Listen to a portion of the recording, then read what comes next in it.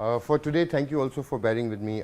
As I told you, my center is engaged in this platform for investor education program that we are putting a lot of content for.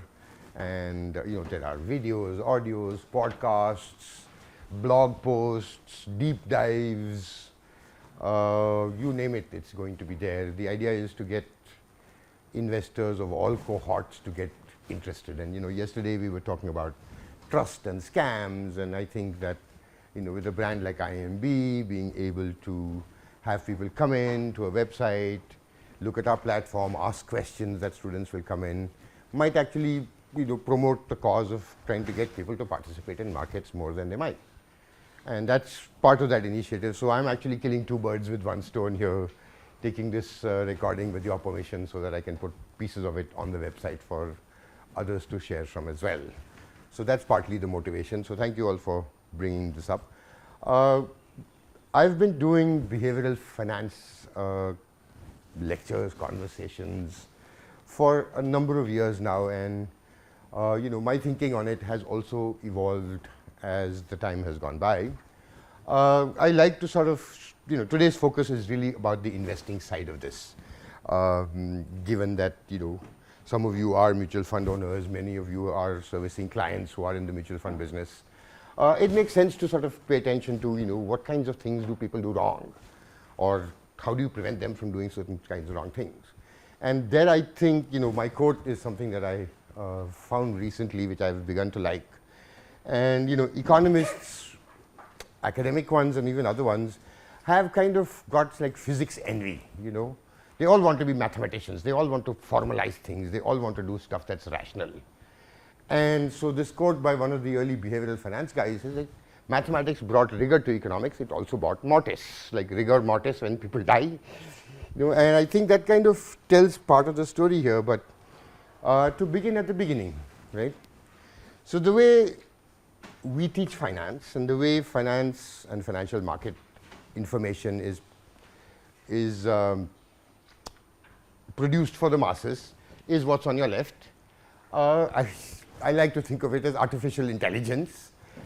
So people know exactly what their goals are. Things are very defined. People take information and they process it correctly. They look at data and they weigh with a probability kind of sense, success and failure kinds of odds. Doesn't happen. People do rules of thumb. People do heuristics all the time. पिछले साल 12% मिला, इस साल भी 12% मिल जाएगा. That kind of return, that kind of calculation happens. People decide based on careful calculations of risks and returns. They don't. They are impulsive, they are biased. Okay, bank stocks are doing well, IT stocks are doing well. I will jump on this thing. This is the momentum story. You follow the herd. What everybody else is doing is what you do. There isn't very much rationality based on this. People are logical. People think rationally. People have, know what their beliefs are and know what their preferences are. Excuse me. But this changes. You've seen this. I think, I was talking to your last cohort that came through a couple of months ago, and they were saying that SIP contributions were kind of dropping off as the market was looking a little shaky. So, people tend to do these things as market conditions change, perception changes. Nobody is in there for the long term. Though, the standard mantra, the standard prescription of finance is buy, hold and forget. It's very difficult to buy, hold and forget when something you bought is up like 3,000%. But we don't take care of these things, right? The West really pushes this idea that prices reflect value. Not even just the West, even in India, a few years ago when I came back, and I'm talking to, an old family friend who's like a Gujarati trader from a while back. And he says, "Kya karta hai tu beta?" And so I'm telling him, I'm an economist, I study financial markets, I build models for prices, prices give me information and all of this stuff. And he looks at his wife and he says, "Bhav Bhagwan che." And I'm like, okay, the price is God, right? And that is really what classical economics is saying. The price tells you everything you need to know about value. But it's not as if this guy didn't know it. He never went to business school. He never took a class with a finance professor anywhere. But fundamentally, there is this notion, Bhav Bhagwan che. And he summed up my entire professional life in those three words. Right? And I'm like, acha, People who operate in a very different setting. Right? Is this true in India? I don't know, and we'll talk about that a little more as well. There are perceptions in here that drive most of us. Smart people make the most money. I think actually that there is a negative correlation between smartness and success. Okay, smart people get it wrong very badly more times than you can imagine. I list some examples here. Warren Buffett got it wrong. Isaac Newton, when he was a big investor, I don't even think you knew this. Isaac Newton was a big investor in East India Company and all of those kinds of things. John Maynard Keynes, big economist, huge market player. They've got it wrong many times. Look at your investments all the time. The more you look at them, the more successful you get. It doesn't seem to work this way necessarily. And I like telling the story of my Pitaji. So when I came back here, my dad lives with me. He's 96. I came back a few years ago, and I'm like, Dad, maybe you should make a will. हाँ बेटा करेंगे. So few months pass, and I'm like, Dad, you should really make a will. I'm not saying you're going to die or anything, but Mom needs to have some sense of what it is that you own, right? So mar ke he sits down. Well, bad choice of words. He sits down and says, okay, beta, let's make a will. So we sit down, we write down his bank accounts, his locker, his assets. And then he says, oh, and I have stocks. And I'm like, stocks? You have stocks? I'm a finance professor. I've been a stock market guy for 30 years, and now you're telling me you have stocks? He says, हाँ beta, show me. So, some old file from Government of India, 1950s issue file comes out. Stock certificates रखे हैं उसमें, statement है from Shareholder Corporation of India. And I'm looking at this stuff, and it is a very sizable portfolio. And I'm like, Dad, you never told me this. He said, my father gave it to me, Dad. I figured you'll figure it out when your time comes. Rip Van Winkle investor है ना? बिल्कुल. He just bought, hold, and forgot. He says, हाँ, dividend आता है. It's okay. It doesn't matter, right? And I'm sitting there marveling at the size of how his portfolio. This is long before the 90s. India became shining. His father would invest in small companies in Coimbatore. Half those companies are dead and not dematable anymore. But some of them are Hindustan Lever and ITC, which have gone up 80,000%. So his portfolio is, it's very concentrated, it's not diversified. But the point is, he just never looked at this stuff, right? And I'm sitting there and saying, is that the way to create wealth? Here in India, everyone I talk to, people are in trader mode. So this long-term idea is really what I want to push, but it's very hard to be long-term, right? And the idea of a behavioral finance is really that, okay, we can say long-term in theory, but in practice, long-term is a sequence of short terms. And, I'll talk more about this as we sort of go along. But really people like my dad are very few in this business. Buy, hold, and forget is very hard to do.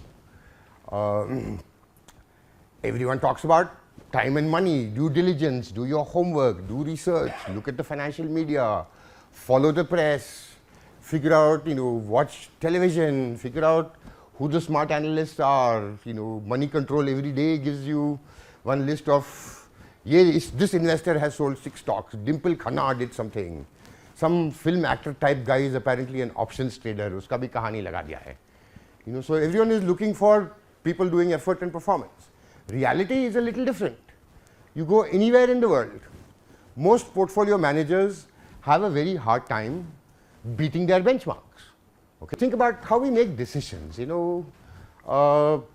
This is coming from a lot of places. How does our brain work? Case in point, just as a preview, one of my MBA students here just went off to Georgia Tech in the US to do his PhD in accounting. Fine, very good. PhD kar raha hai, acha bachcha hai. He's a smart kid, he'll do well. So he calls me a few months ago and says, sir, accounting department has just bought an MRI machine. Accounting department? MRI machine? What is the story? Why are they doing this? That's the first thing that occurs to you, right? So what are these people doing with $1 million plus fMRI machine? They are conducting experiments, wiring people's brains to figure out how decisions are getting made. There is this whole burgeoning field of what they call neuroeconomics, where they're saying, okay, supposing you have a gain on a fictitious stock, which part of your brain lights up? Supposing you lose something, which part of your brain gets depressed? They're trying to figure out how do we make decisions. We can't just be all rational economic man, right? So the kind of the logic for the neurosciences is really, really sort of simple, right? Our brains have evolved over hundreds of millions of years. Are we rational people? Are we problem-solving optimized machines in our brains? Or do we just have a bunch of rules of thumb that we've accumulated over the years from back when we were hunter-gatherers, and we apply those heuristic problems as they emerge, right? It's probably a bit of both, right? And so there is this fellow called Kahneman, who you might have heard of. He won a Nobel Prize in economics a few years ago. Very popular book, Thinking Fast and Slow. Karke.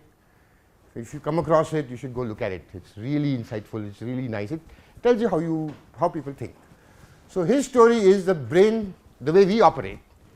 There are two systems to it. There is system one, which is the fast, effortless, the automatic, the thak-se, instinctive, associative, hard to control, harder to change. It's how we quickly make snap judgments. You look at two things, he is sitting closer to me than locations. It's a snap judgment call. You see somebody's body language and you know if this person is a friend or not instantly. You can answer simple computations quickly. You can understand simple sentences. You can ride a cycle very easily on an empty road even if it's wobbly. So there are certain automated functions that our brains perform quickly. And then there is system 2. System 2 is the one that takes time. System 2 is slow, it's sequential, you have to put effort into it, it's rational, quote unquote. So, if you're in a circus and you have to identify clowns, it takes a while. You look around you, it takes a few seconds. Okay, clown ka costume pehna hai isne, he must be a clown. How many times does the letter E occur in a paragraph of text? You have to actually read it and count it. Multiply 47 by 39 takes a little bit of effort. It's slow, it's sequential, it's rational. So his thinking is that our brain is sort of two systems, right? One is quick and fast, one is slow and sequential. And what happens to us as we make decisions is that the two keep fighting with each other. And so we have a hard time multitasking. You're sitting there, even if you're a trader, right? You're watching the stock market, you're watching the Nifty kind of do it slow, step up, step down dance. And you're patiently waiting for something to happen, and then system 1 kicks in and says, "Chhode yaar, let me just buy short futures on this thing, I think it's going down." Decisions like these get made all the time. And I think, so that's kind of the origins of this. Most people in finance talk about, not finance, in India really, we tend to like things that come from the West. If the West says behavioral finance is important, therefore it must be, right? But long before these people were winning Nobel Prizes for doing behavioral finance type things, there was this young fellow called T.M.A. Pai of Syndicate Bank. I love telling this story. In the 1920s, this is an ad from the Syndicate Bank local newspaper. He's trying to encourage people to save. Okay? And he creates this character called the Pygmy, and he says, look at what he does. People could choose to save as little as 25 paisa, but they had to commit to a frequency. 25 paisa a day, 25 paisa a week, whatever you can afford. You commit to saving. You don't even have to come to the bank. I will aadmi bhejta hu main tera chawan nahi lene ke liye. Right? So he made the process of saving so simple, so easy, so automated that bank deposits quintupled in like 6 months. Bank bhi nahi jana, wo mera paisa. And he said, if you do this for 5 years, you will get, I think somewhere in there, right? Give me 25 paisa daily. I will send my man to fetch it. You will get for me at the end of 7 years, 700 rupees. Future value bhi kar diya, promise bhi ho gaya, interest bhi ho gaya, aadmi bhi bhej diya. And he encouraged saving in such a significant way that the deposits grew not just at their banks, but at all neighboring banks in South Canada. Because you were able to set the problem right, you were able to motivate it right. Now we are doing mutual funds sahi hai, and it's kind of sort of working, right? OMs have grown up exponentially, as Mr. Bhatia was saying to us yesterday. But these kind of behavioral quirks have been around for a long time. So let me talk to you about a few of those. Right? The first thing that comes to mind is one about framing. This is Professor Murthy, who will come after me today. We'll talk to you about marketing financial services and get more specific about it. But I just want to set the stage in terms of what I think, what I mean by, setting up a framing problem. And you can see this, right? A tailoring shop in a neighborhood that is very well known for being anti-Semitic and anti-Jew and everything else. So he sets up his tailoring shop. Few weeks later, bunch of young Nazi wannabes start coming and standing outside his shop and saying, Jew, Jew, Jew.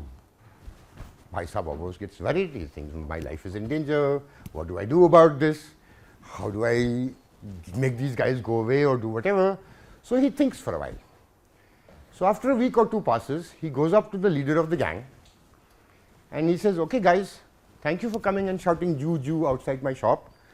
I will give you guys a dime, 10 pfennig at the time, to each of you for coming to my shop to shout this. So they're like, theek hai bhaiya, we can say Jew, Jew, Jew and we get money also. So if 1 week passes, he gives each of them 10 paisa and they come shout Jew, Jew outside his shop for 10 minutes and they go away. After 1 week, the next week comes along, he goes and gives them a nickel, which is half of the previous amount. And the guy and he said, look boss, my sales were very bad last week. I don't have that much money. I can't give you 10 pfennig anymore. I will give you 5. So the boys are slightly bothered, but theek hai bhaiya, 5 to mil raha hai. Jew, Jew, Jew, they are shouting outside his shop. 1 more week passes. 3rd week comes along, he goes up to them and says, here is 1 paisa. They get mad and they're saying, look, you were giving us 10 before, 5 before, now you're only giving us 1. And he says, look, my sales are really down. You either take it or you leave it.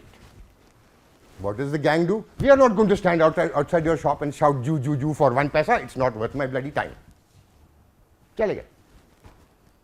Right? So what did he do? He changed the frame from being anti-Semitic to one of monetary reward. So unka dimag mein, he played games, right? And marketing people do this all the time, like I keep saying. But a simple little behavioral trick like this, where you change the frame and you don't make it about beating up on Jews, but you make it about monetary reward that is disseminating, that is slowly eroding, and behavior changes, right? These kinds of things happen all the time. In our world of financial markets, what should we do? We should frame positively rather than negatively. You think in terms of gains, you don't think in terms of losses, right? That's a positive way of looking at things. There are hundreds of examples like this I could give you, but you get the message, no? Questions about anything I've said, gentlemen? Obvious this is? Kind of? Okay, let's move on to the non-obvious then, right? So when we frame it, one of the things that we always talk about as investments people, and most of the things we teach in our investments classes, most of what your portfolio managers at SBI, MF and everywhere else are taught, is really how to pick stocks. Okay? Everyone knows you take a financial statement, you look at a balance sheet, you look at an income statement and a P&L, you do some analysis, you look at ratios, you look at earnings forecasts, you see what the analysts are going to say, and you devote all your activities to security selection. Reality is very different. The reality is not which stocks you pick, but which sectors you're in, and that's what I mean when I say asset allocation, right?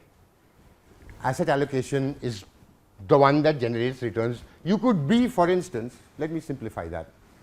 You could be in the worst stock in a good performing sector and do much better for yourself than in being in the best stock in the worst performing sector. And that's the asset allocation story. But we all do security selection. We all get excited about picking stocks. It's how the problem has been framed for you. Another thing that is very, very planet-wide and endemic is this notion of home bias, right? And home bias works in very funky ways. So when I used to teach in the US, right, and this was 90s, 2000s, India was shining, Indian stocks were going crazy, the Nifty was going through the roof.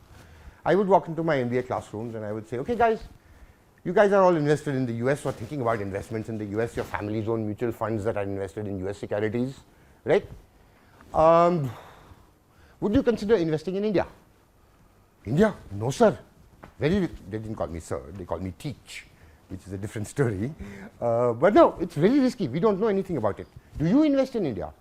Like, yeah, 30% of my portfolio is India.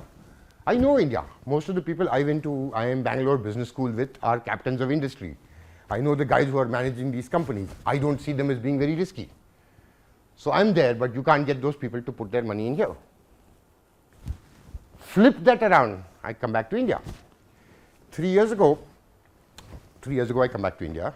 Last year, I don't know if I was telling you this, I did a program for Provident Fund officers, right? And we talked a little bit about this yesterday, right? So as we were talking to them, I'm like, guys, would you consider diversifying outside of India? US में जाओ थोड़ा सा पैसा डालो. नहीं sir, बहुत risky है. But the reality is exactly the opposite. You know, you are sitting in India, putting your money in government bonds and state bonds, which EPF is financing this country's deficit big time, excepting for this 5-10% that they put in the Nifty. But you tell them US में जाओ, नहीं यार, बहुत risky है. The reality is what? You know, you're sitting in a depreciating currency, putting a portion of your assets in a currency that's appreciating is going to reduce your risks and increase your returns. You know, I took them to my Bloomberg lab. We actually ran simulations. We made them do this. But it didn't work. Home bias is so ingrained. It is so important. You invest in what you know or think you know, right? Another version of this, you talk to people all the time, you know, who are working for a company, have 20 years worth of service. They have a retirement plan, a pension plan, a portfolio. Their retirement is invested in the same stocks of the companies that they work for. Diversification ki to bahut chodo na. Your own capital is invested in this firm. What if the company goes under? Everything goes south. Okay, if you're Microsoft or you're Amazon or you're HUL, maybe it's all right. But what if you were Satyam? What if you were ILFS? Right? ILFS employee pension plans are mostly has been inside ILFS stocks. The management has diversified outside ILFS, but the rank and file is still bloody stuck there. Right? Home bias, real issue. Framing is a very important thing, right? The thing that we do, let's get to more specific things, right? How often does this happen to you, right? Most of us are averse to losses. We don't think in terms of, you know, return of capital. We think in terms of return on capital. We think in terms of return of capital. Paisa वापस चाहिए. I want to break even if I, so if I, say you bought a stock for X thousand rupees, you're down on it. It's down 5%, 10%, 20%. If you don't take that loss because somehow there is a cognitive bias in your head. You know, if I don't take it, maybe it will come back. If I don't take it, maybe the stock will bounce. And then if it bounces, the moment it gets to break even, you're like, बच गए, मेरा पैसा वापस आ गया, मैं जा रहा हूँ. What you don't do at all is say, all right, you don't think about why did it go down and why has it come up? And is it likely to come up some more? I have broken even, I'm out of the bloody picture. You don't realize losses because it creates regret. So, you know, this happens to us all the time. You know, you bought, let's look at the flip side of the loss story. You bought something at 200, it went up to 400 and you sell it. Then it goes to 500. Would you buy it back? वो 400 आपके दिमाग में अटका हुआ है.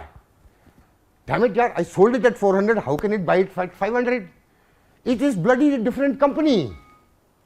Okay, and I'm not kidding you. This thing of buying it back is very, very hard to do. I mean, it took me 5 years of playing with markets to realize that okay, I can actually buy it back even though I sold it a lot less ago.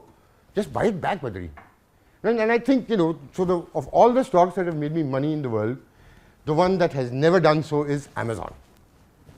Peculiarly enough, right? Because Amazon as a company was like overvalued from the day it was born. And it would just get more and more and more overvalued. And friends of mine would get into this, ride it for a little while, sell it. It would go up another $50, $100. They would buy it back. You know, वो Rip Van Winkle की बात कर रहा था ना, you can't buy, hold and forget, but you can buy, sell again and manage it that way. But we are not hardwired mentally to do this. मैंने 400 पर बेचा, 500 में कैसे खरीदूं? Right? Homework is key, you know, and at some level, and you know, we teach all these valuation classes, we do all these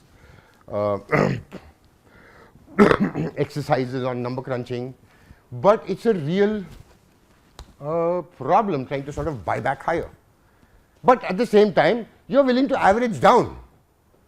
Right? It got cut in half, let me buy some more, maybe I will double my money when it comes back. Ye ulta seedha hai, right? It's a real issue that turns up. What this does, and economists have a sort of term for it, they call it a disposition effect, which is nothing more fancy than what I just described. You see a gain, you take it because you think it will go away. You see a loss, you sit on it hoping it will come back. What you should be doing, what is the prescription, is actually the opposite, especially in an environment now where we have to pay capital gains beyond a point on securities that we own that have appreciated under current tax regulations, right? So think of it this way, right? Markets in the long term are trending upwards. What you should be doing is taking losses and booking them and using that to offset gains tomorrow when they occur in case you need to cash it. You shouldn't take gains, let it ride. But if you need the money, excuse me, you have am I making sense? You have a bank of losses. And so when you have to take a gain, किसी की बेटी की शादी हो रही है, ये कुछ करना है, you need the money, you've got the taxes to offset your gains, so you don't have to, you've got the losses to offset your gains, so you don't have a tax liability. That makes sense? Yes. Do you do it? Will you think about doing it now at least? It's not, and this is the, so, you take a loss, and the thing is, so this loss aversion business, right? You don't want to recognize the loss and you're sitting on losing stocks, feeling bloody miserable every day. Every day it goes down a few rupees, more than a few rupees, up a few rupees, whatever, but you're sitting there feeling dukkhi. Take the bloody loss, book it. End of the year, if there are some stocks that you've appreciated, use those gains to offset from those losses and minimize your tax bill and let life go on. Right? So how many days would you, like, if somebody is taking the decision to book a loss, so how many days would you suggest, like, the stock is going down for 3 months, 4 months, how long should they wait? Okay, so, anyone want to, before I answer this question, does anybody want to take a crack at it? Is time the issue? तुमने पूछा क्या? How long? Yes. But what, so think about it, shouldn't the question be, why is the bloody thing down? Is the company lost it? Is it a temporary market thing? Like, I'll give you 2 examples, okay? One example for now. When I came, pharma in India works to a different bloody drummer than anywhere else. I'm used to thinking of pharmaceutical stocks as safe things because in the West, people are making drugs, you need drugs whether the economy is good or bad. In India, big pharma is held hostage to the US Food and Drug Administration. ठीक है ना बात? Some white guy comes from Delhi, from America, lands in Delhi, eats somewhere and gets Delhi belly. He goes to some factory in Hyderabad and he sees a cockroach. And he says, okay, this facility has got to be investigated. Down goes the stock 30%. भैया एक cockroach है यार, मैं मार दूंगा वो चला जाएगा, my factory is fine. But we don't think like this. Those guys don't think like this, right? So pharma in India is very, very fundamentally different. So why am I telling you this story? For a pharma type story, the facts on the matter most of the time, it's not a question of timing. The stock is fine, the company is healthy. So you want to look, is the company's health affected by a cockroach? Not how long should I sit on a loss? You see what I'm saying? The bottom line is the valuation good? Is the company fairly priced? If it's fairly priced, buy more even, yeah. Right? So without the homework, right? See, if you start thinking in terms of timing, then what are you really doing, right? You are not doing any homework. You don't know what the right time is going to be. You never know. I don't know how to answer his question, right? Right? Because what we do is you think in terms of cycles, you think in terms of trends. And you say, okay, and there are some technical analysis karte hai na? There are people who do these cycle things. It went up, what goes up must come down, yahan pe nikalo, chart ko study karo, graph ko dekho, all of that stuff. Some of it has value, but not a lot of it does, right? But the more logical thing would be to say, is there value? Okay, it's cut in half. Is it fair value? That's the question you should be asking, like not how long does it take to cut in half, should I wait for it, when should I wait for it, right? So to me, right, the valuation of the company or my pretend model valuation of the company is what drives everything I do. Right? I have a spreadsheet, if this was an investments class, I would share it. I have a spreadsheet where I plug in numbers and get a sense of, okay, where is this company roughly priced at? Iska bhav kya hai? And as long as and the reason I do study the company and do this homework stuff is not just because I want to know what price is right. It is because I want to understand what the company is about. So that if some shit like a cockroach happens, I know I shouldn't overreact to it. The story is sound, right? So that is why you do studying stocks. You're not trying to find what is the right price. Nobody has a damn clue what the right price is, right? But in the process of trying to figure out how to value stocks, you come to an understanding of what's good about the company, what's bad about the company, what management does, what the operating officer does, what its future plans are. So whenever there is some shock that comes from the system, oil prices went up, Modi government changed, you know how to react to it, right? And if you had that homework done, then you wouldn't be asking me this question, right? You would not be saying, how long do I wait? My reaction, but the partial answer to your question is this, right? When I do these things, what I tend to do and what I advise people to do as well is the day you buy something, you have a target price, okay? Homework किया है, जो भी homework किया है, chart देखा है, balance sheet देखा है, जो भी कुछ किया है, you have some price in your head, and that should be your exit price, unless the fundamental story has changed. Because you did your homework, you're like, okay, this has a 20% chance of appreciation, मेरा 20% बन गया, मैं जा रहा हूँ, right? If in that mode it drops, you go get the bloody hell out the first day because your thesis is wrong. And what is happening is that what I'm saying is this regret business is you don't want to acknowledge that your thesis is wrong, so you sit on it and watch it go blub, blub, blub, blub, blub. It's easier to acknowledge that गलती हो गई, माफ करो, पैसा लेके कहीं और डालता हूँ. Right? So that from a timing thing, so you set some, there are stop losses you can set and stuff, right? Say, okay, I'm in there, I think it's going to go up 20%, I will set a 5% stop loss and say if it's down 5, my thesis is wrong, I'm gone. So you set whatever rules make sense for you and for the stock and for the market at the time. But the thing to do is not to keep delaying it and hoping, right? Hoping is the worst thing in the world. Okay. The idea of confirmation is something, this is also really relevant to what you're talking about. What we tend to do, biased in our heads, is we only accept stories that we want to hear and reject stories we don't want to hear.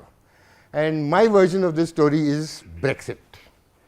So 2 years ago, I was in London just about the time the Brexit vote was going to happen. Right? So I go, I'm talking to all my friends who are professors, academics, liberal-minded people, and I'm like, what do you think? Is this Brexit thing going to happen?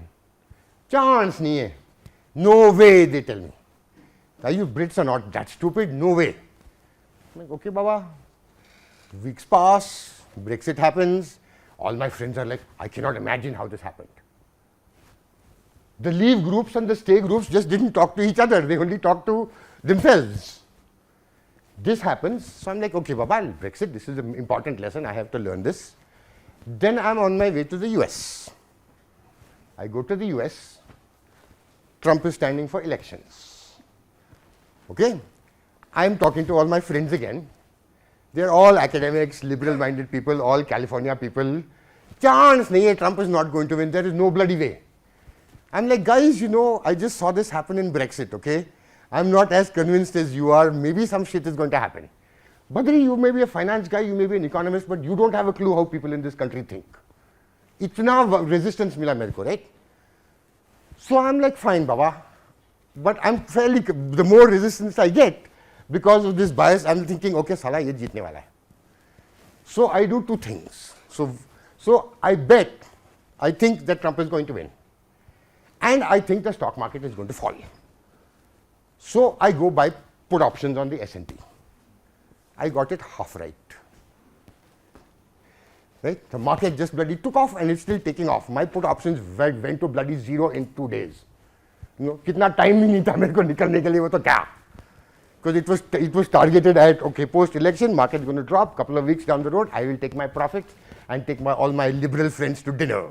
That was the plan, right? Look, I made money betting on Trump winning, but I didn't make money. So markets are very complicated things, right? So confirmation bias एक तो है, but the second part of it was you make a bet on these things and sometimes you get that wrong too, right? We talked a little bit about this anchoring business, कि like 400 पे खरीदा, बेचा 500 पे कैसे खरीदूं, right? So this has been, again, this notion of anchoring to a specific price and it has to come back is a real deterrent, okay?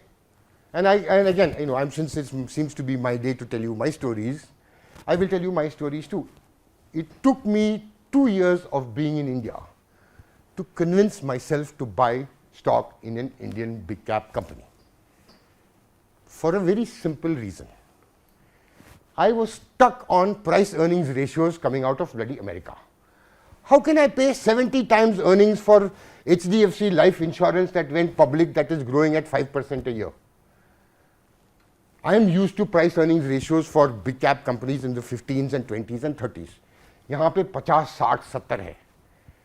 I'm just stuck in my head. These are values I pay. I do not pay more than 20 PE for a financial company. I don't pay more than 20 PE for a life insurance company. You know, if it's a retail company, I don't buy anything that does not have, you know, so I have all these heuristics in my head. From 20 years of watching prices, watching stocks in America and following markets and, you know, doing reasonably well for myself. So to switch to a new regime and a new level of valuation took me a couple of years, right? And also the fact that I didn't know whom to believe. I would read the media and, you know, and in the US also, you know, you get used to who's telling the truth, who's a bullshit artist. You know, you develop sort of a background of all of these things, but I don't have that here. So it took a while. But this notion of anchoring is very, very, very pervasive. Any questions, my friends? Is this kind of making sense? Is this helping a little bit? Things like overconfidence, right? Knowledge, control, understanding, validity. Overconfidence drives men to do this. You know, men, if anything, are probably the more overconfident than women tend to be. I mean, study after study tells me that women make better investors than men do. There's not a single lady in this classroom, sadly, you know, that I can appeal to, right? But, okay, let me start with this. So people like portfolio manage, everybody will say I'm an above average driver, but that cannot possibly correctly be true. Everybody will say I'm a better than average portfolio manager, that cannot correctly be true. It's totally overconfidence. You know, I have knowledge, I have control, I have understanding, I have skill, whatever it is. But the reality doesn't work this way. So overconfidence makes us do lots of things. You know, and it's the same overconfidence that says, I did my homework, I bought it, even though it's down, I'm right. But you should be saying, not I'm right, let me do my homework again. वो नहीं करते हम, वापस आ जाएगा करते हैं. कितना time wait करूं करते हैं, right? But the point being, do your homework. Has the story changed? If the story has changed, what are you bloody waiting for? Get the hell out. Or if it's changed for the positive, add some more, right? And you know, I mean, these are easy things to say, but you know, but I mean, you know, these are general statements that I can only make, right? But at the same time, I mean, you know, of late, the last couple of months, I have been kind of wondering about, this is an aside to all of this, wondering about all these IT stocks in India. You know, we looked at how Wipro and TCS and these stocks are like priced for perfection. Their growth rates are not very high. You know, the IT sector's earnings in India peaked in 2005. But they are still owned by everybody. TCS is at close to all-time highs. You know, Wipro announces a buyback after having done a bonus, and the stock is trading in the 300s.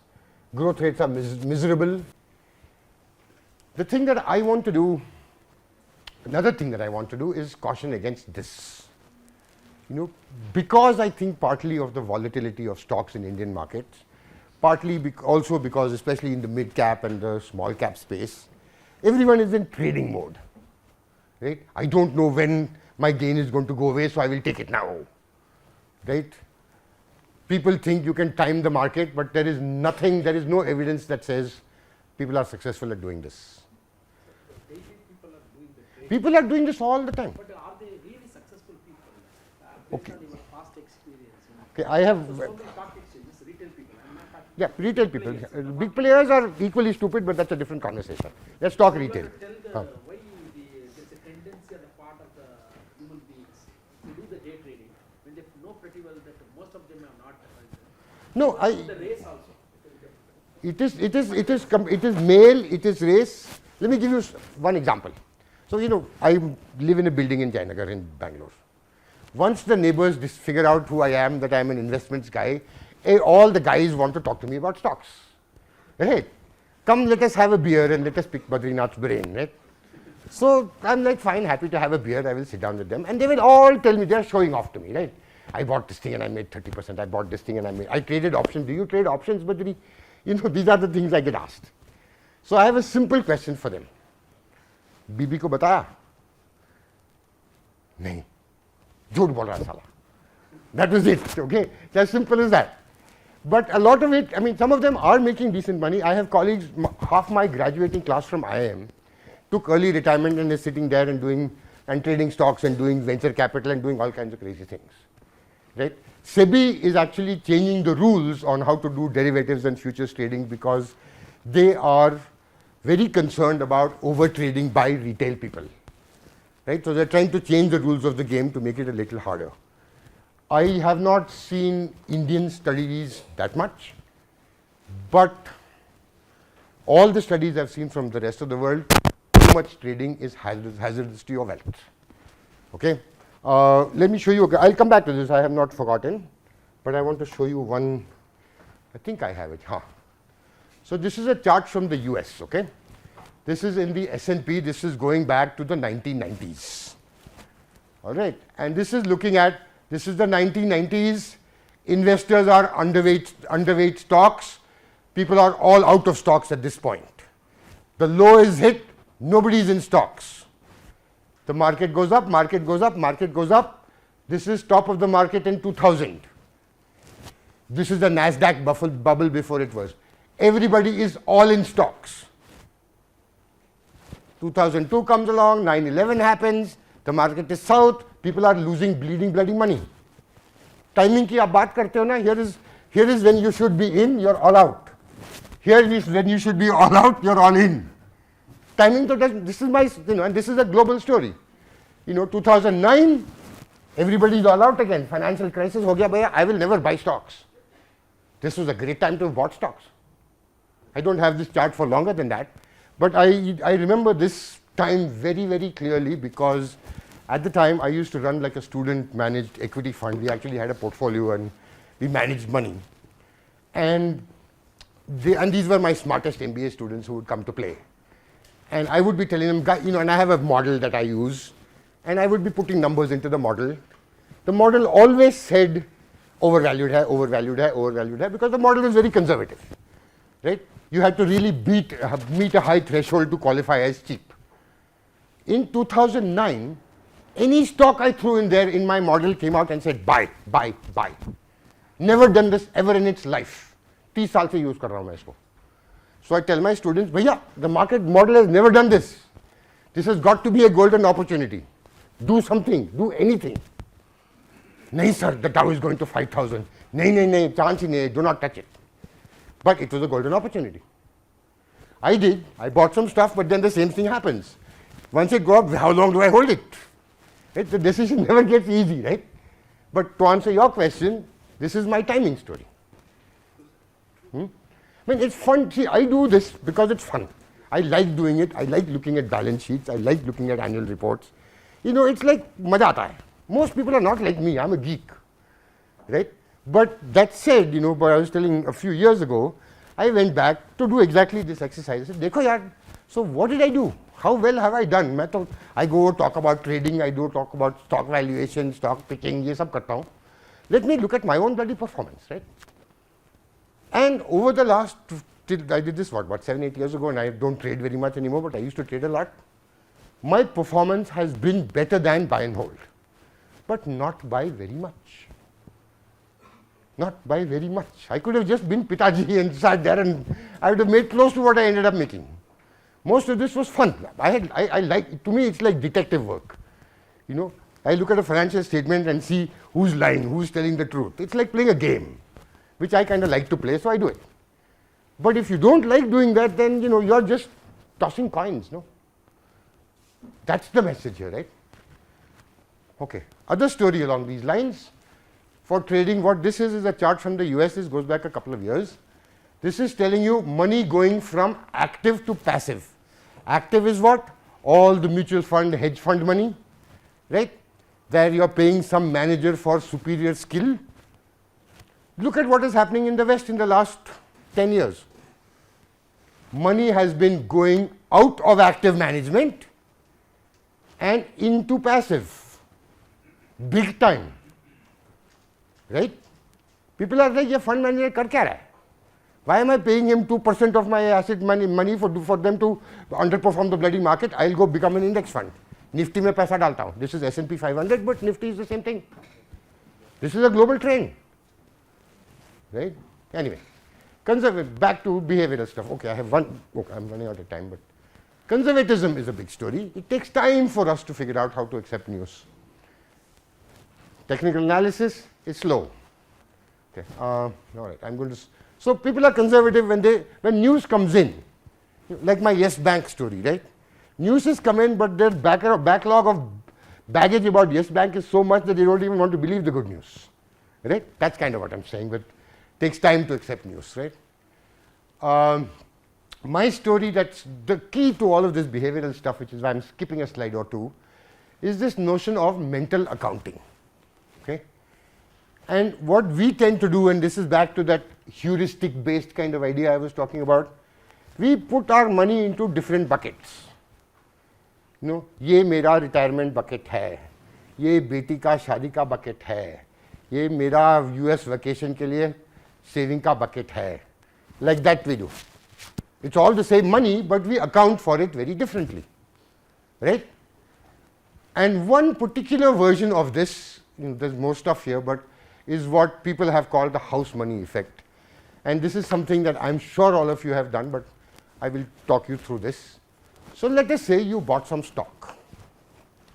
You paid 10,000 rupees and you bought some X number of shares of it. It went to 20,000. You got a double. You say half I will take away and let the other half ride. किया है किसी ने ऐसा? नहीं किया. Would you think there is anything wrong with doing that? I bought something at 10, it doubled, I will take my 10,000 back and let the rest ride. ये मेरा पैसा है, वो भगवान का पैसा है. Is that right? Anybody want to say no? It is both your money, no? दोनों भगवान का तो कुछ भी नहीं है. It is your money. If you decided to sell all 20,000 of it, all 20,000 was yours to keep. Why are you mentally accounting for this differently? Easy come, easy go. Casino mentality है ना, house money, that's why it's called, right? But money has only one color. It is the same money whether it is came easily or came quickly. Why are you putting different weights to it? You're not convinced. I know this. This is my problem too. I do this all the time, even though I know it's the wrong thing to do. This is why I'm saying wiring mein gadbad hai. Then leave all 20 there, no? I totally get it, boss. I totally get it. I'm with you. I'm like this. And all I'm trying to do is ask you questions. Why are we like this? Right? We are ascribing one value to mera paisa and another value to Bhagwan ka paisa. When it's both the same bloody paisa, no? That's all I'm saying. But we have but the fact that we have trouble even accepting this. हाँ वही तो कह रहा ना, easy come easy go, मेरा पैसा भगवान का पैसा. You are saying the same thing I'm saying, no? But I'm not criticizing at all, right? I'm just trying to make a point that it is we who assign these different accounts to things. हम accounting and it's easy for us to do it this way, and you'll say that ठीक है, and you don't even care if you lose it, right? You don't even care. I also don't care if you lose it. मेरा पैसा आ गया वापस. बाकी भाड़ में जाए. No, sir, if the 20,000 becomes again 8,000 after few days, sir, then he will regret, no? Yeah. So that is the reason why he wants to take away his money, so that even in the entire loss is So, but mentally absolutely, absolutely. No, I totally understand this. I'm admitting to you, I do this too. Even though I know it's wrong, it's very. only seeing in the paper only, but you are never encashing it and really enjoying. Right. So, but then why don't you encash it and really enjoy it? No. आसान से आया तो उसको भी लेके जाओ. Go take the wife on a nice holiday to some nice location. Live in a 5-star hotel. Buy yourself an expensive bottle of Talisker. Whatever, yeah. There are so many other things you could do with this money rather than saying जाने दो भगवान का है. Right. That's the point that I'm trying to make. I'm not, and it's not that, I'm not saying that we are wrong to do it, but I'm saying we should think about it because it is wired in our heads, ये मेरा और ये भगवान का. But the reality is, both तो तेरा ही तो था. You just choose to account for it differently, right? And I manage to do this, every now and again. If I'm up or double on something, I know I want to run with them, take my money out. So what do? I will go smoke a cigarette. I will go have something to drink. I will delay it because I know my body is like itching to get the bloody money out. And I know it's wrong. But what I'm trying to tell you is that we have a hard time stopping ourselves. But rationally, it's because we accounted ulta. And all I'm saying to you is, this happens to me, this happens to many people. It's, we have to try to protect ourselves against doing stupid stuff like this. That's all I'm saying. If it, for some, so but you see the logic, right? Same idea happens here. You get a tax refund, you get a bonus. ये तो free money है, चलो खर्च देते हैं. Right? People when they shop with credit cards, it's not like you pretend like it's not real money because you don't have to pay for it for another month. So you're deluding yourself. It's the same idea, even with that Bhagwan ka paisa business, you're deluding yourself. And maybe you can't help it, but all I'm trying to say is, try to help it once out of 3 times, no? Or something like that. Jo bhi, whatever is consistent with you. But it is a bias in our heads. And the more loudly you protest, the more strongly the bias is in your mind, sir, right? वही मैं कह रहा हूँ और कुछ नहीं कह रहा हूँ. You are trying to only the shares, sir. They will do in the race, the punters. They also lose entire money, but once they win the jackpot, the entire money again they put and they lose. They do. Ultimately they go bankrupt. Right. The tendency is there, either playing cards also. It is. For that you have to tell us something. No, and that is exactly. Shares also is like that. That, okay, I want, see, why am I calling it the house money, right? When you do gambling, the gambling entity is the house. The house always wins. So, Bhagwan ka paisa, so this mentality, and you're absolutely right, I'm going there. It is coming from this gambling mentality of, if you think of stocks like gambling, then your reaction is just like that of a gambler. My whole story is, I don't think of stocks as gambling. I think of stocks as informed speculation, informed being the key. Homework karo, diligence karo. You may still get it wrong. Race punters also do a lot of that. No, but this is a different kind of homework, right? Arts will remain. This is a different kind of homework. This is a company that actually has a business, right? That actually has a business. There with the horse, you're going to, go check out its flanks, you're going to thump on it. Susme sala steroid lagaya, steroid nahi lagaya, kya malum tere ko? But here you have a company with employees, with sales, with revenues, with offices, with branches, with financial statements, with regulators trying to make sure that they're doing stuff right? Right? Tangible. There is information that is not more than, is this horse looking good today? Right? So that's why I'm saying it's speculation, but you can inform yourselves. And that's the difference between, the stock market and a total, it is a casino in some sense. But for an informed guy, there is value to be created. And for that informed guy, accounting ka chakkar it's just a heuristic that can come in the way. But in the news also comes the one in casino, that fellow went so many $1 billion, like that. When they lose so many people, small, they will not get figured. One person winning a huge amount. No, it's a bias, so one of the things that I do, so I go to there's a place called the Asian School of Journalism in Chennai. And I go talk to all the journalism schools and I'm saying, somebody should teach financial journalists some finance. Because these guys are writing garbage half the bloody time. And they are fomenting this mentality of सब कुछ casino है, देखो सब साला चोर है, देखो इसने चोरी किया, उसने चोरी किया, नीरव मोदी ने किया, मल्लिया का हो रहा है, इसका हो रहा है, blah blah blah. But the real homework does not get disclosed because the guys writing about it don't know anything. But you keep my house money story to heart, okay? It's hard to do, but the decision should be, let me sum it up. You bought something, it doubled. The decision to go or stay depends on the homework you do at the time, just like with when it came down also, right? Has the story changed? Is this a new company, that's why it's doubled? Like I remember, one company of dad's that I sold very early was a company called Borosil. Borosil used to make industrial glasses. They switched to making microwavable glassware. This was their big innovation. The stock went up 15x in 3 years. It didn't even make the bloody media because other small caps were doing 20x and 25x. It's growing at 10-12% a year. It is not worth a 15x valuation. This was the first stock I sold for dad. It went up 2,000 rupees after I sold it also. Galti ho gayi yaar, but homework karoge, hota hai. But the point should be, is it seem reasonable at the time? At 15x for a company, if it's up 15 times and it's growing at 12%, I'm like, time to go. Okay, it was a wrong decision, but I can always buy it back. I didn't, but 2 years later it is back below where I sold it at. So I'm like, see dad, I did a good thing. It took a while for me to realize it did a good thing. Kuch bol diya pitaji ko, right? But you see what I'm saying? The homework is the point, right? And sometimes you'll get your homework wrong as well. Some solutions, I should say a couple of things about cut your coffee into your chai break time, right? So the French government, as of last year, 2 years ago, has this policy for organ donation.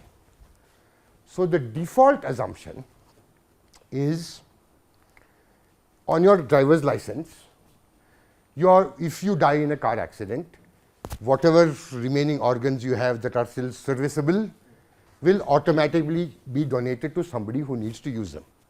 That's the notion of presumed consent. You are presumed to have agreed to donate your organs.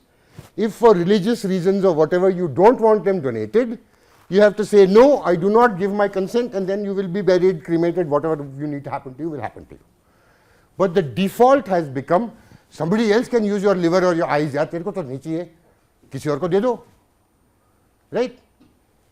One example. Second example, and this is the single biggest success of all this behavioral stuff. Okay? So this is, think about when you join a retirement plan, right? The default assumption in most places in the West is when you start working as a young person, you have loans to pay, houses to buy, cars to buy, girlfriends to keep happy, whatever it is, right? So you don't want to say 5% of my salary goes into a pension plan. Usually the employer will match it. Tumhara bhi aisa kuch scheme hai na? So the default option that most people were given was, if you want to register to put away 5% of your salary, you fill out a form and you can contribute X% to your pension plan. What these guys did was they flipped it. They said, by default, we will enroll you.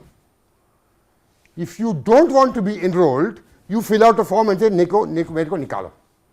Just like with presumed consent. I don't want to give my body, my liver, I will sign a form. Otherwise, your liver is taken away.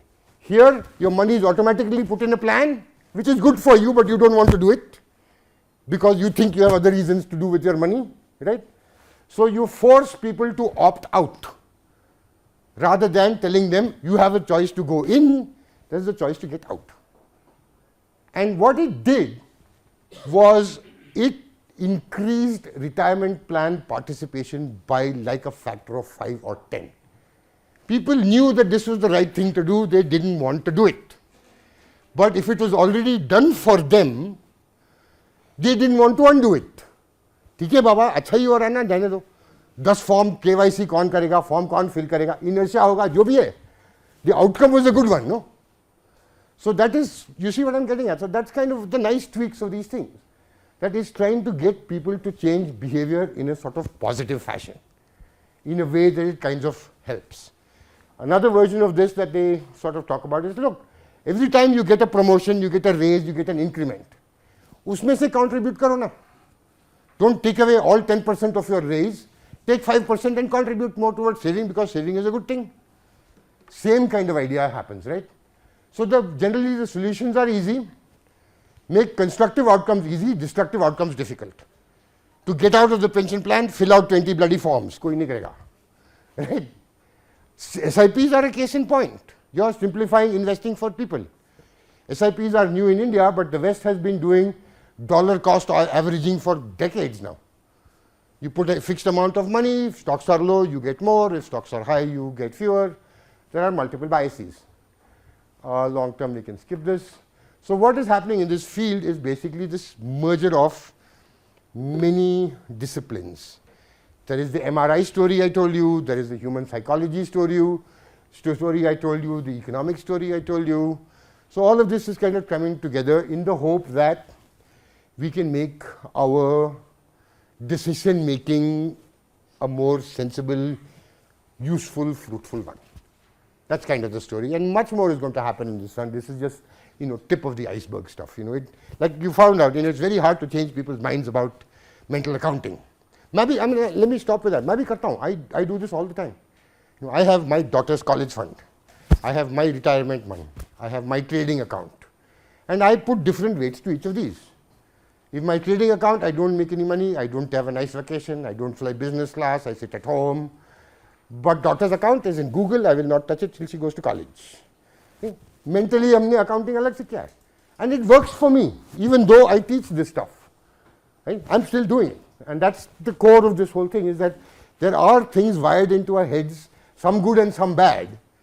And we have to figure out which is the good stuff and which is the bad stuff and how to kind of manage it better. Right? Then that's my bottom line. Other questions, my friends? Should we go? I'm done, no? Should we go have chai? Thank you. Sure, no more questions? Maybe after the camera gets switched off?